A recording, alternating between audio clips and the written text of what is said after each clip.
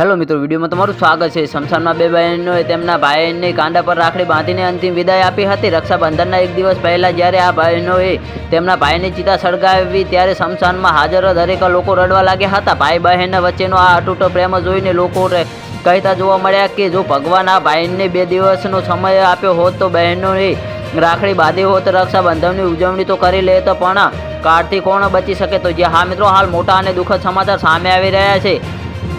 રવિશંકર વોર્ડના પપ્પુ ભલ્લાને 2 પુત્રી અને 1 પુત્ર છે। 17 વર્ષનો પુત્ર રાજુ બાળપણથી જ માનસિક રીતે નબળો હતો। તેનું શરીર વધતું રહ્યું પણ તેનું મન બાળક જેવું જ રહ્યું હતું। આ કારણે તે પોતાના કામ માટે હંમેશા બીજા પર નિર્ભર રહેતો હતો। સવારથી સાંજ સુધી બંને બહેનો બધું જ કામ કરતી અને સારંગ સંભાળ કરતી, એટલે જ ભાઈ બહેન વચ્ચે પ્રેમ ઘણો હતો। તો જે હા મિત્રો, હાલ મોટા અને દુઃખદ સમાચાર સામે આવી રહ્યા છે। સમગ્ર દેશમાં રક્ષાબંધનના તહેવારની ખુશી છે।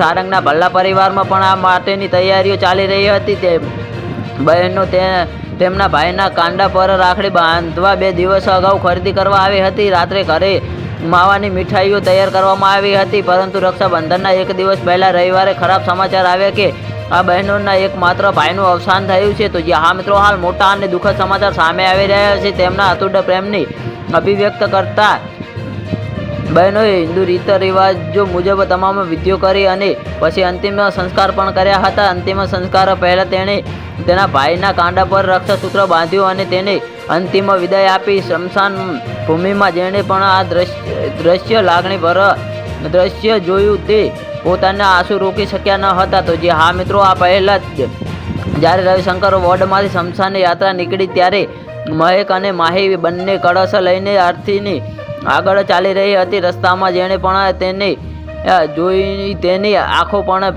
ભીની થઈ ગઈ હતી। બહેનોએ મુક્તિધામ પહોંચતા પહેલાં પિંડદાનની વિધિ પણ કરી હતી। ત્યારબાદ મુક્તિધામ પહોંચીને વિધિ વિધાન સાથે અંતિમ વિધિ કરી હતી। તો જે હા મિત્રો, આના વિશે તમારું શું કહેવું છે અમારી કોમેન્ટ બોક્સમાં જરૂરથી જણાવજો, અને ચેનલ પર નવા હોય તો ચેનલને સબસ્ક્રાઈબ કરવાનું ના ભૂલતા। તો વિડીયો પૂરો જોવા બદલ તમારો ખૂબ ખૂબ આભાર।